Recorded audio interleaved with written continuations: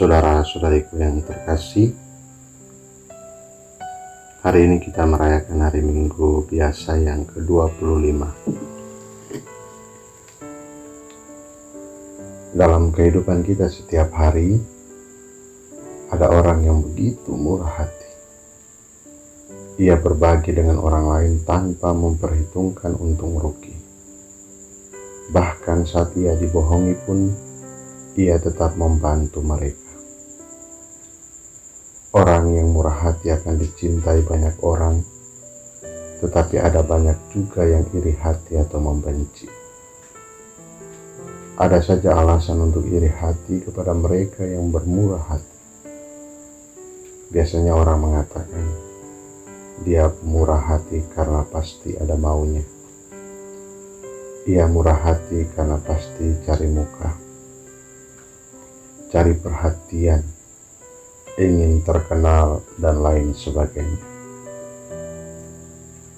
Saudaraku, apakah kita lebih sering murah hati atau iri hati? Kita bisa menjawabnya dalam kehidupan kita, dalam hati kita masing-masing.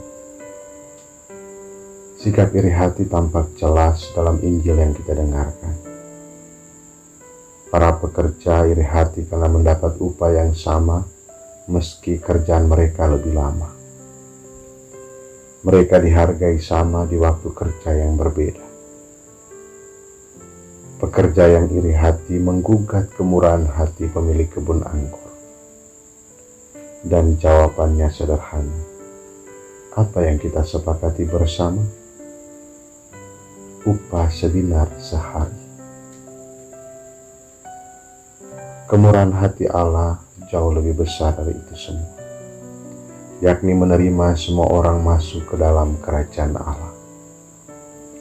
Surga terbuka bagi semua bangsa dari berbagai bahasa dan tidak dibatasi oleh durasi waktu. Bahkan di menit terakhir, seperti penjahat yang sama-sama disalib pun turut diselamatkan. Yesaya menulis bahwa rancanganku bukanlah rancanganmu. Mau menunjukkan bahwa kemurahan hati Allah tidak dapat dibatasi oleh kemauan manusia. Perumpamaan ini menegaskan juga bahwa tidak perlu berlomba-lomba untuk menjadi yang pertama, karena kasih Allah itu sama untuk semua orang. Ia memberi pesan kepada semua orang yang merasa paling saleh, merasa bahwa hanya mereka lah yang menerima berkat dari Allah dan lainnya, agar berhati-hati karena bisa jatuh ke dosa iri hati.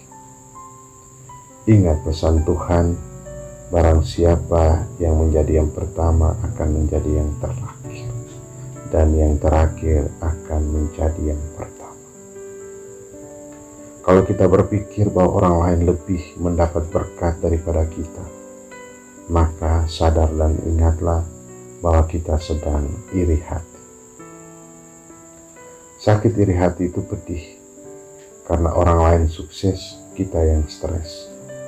Orang lain kenyang, kita yang lapar, dan masih banyak contoh lain.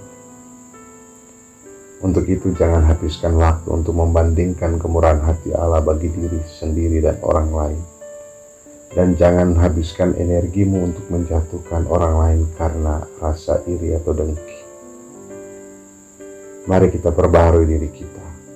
Syukuri kemurahan hati Allah dalam hidup dan berbahagialah karena semakin banyak orang merasakan kebaikan dan cinta Tuhan dalam hidup. Kalau kita masih iri hati, baharuilah.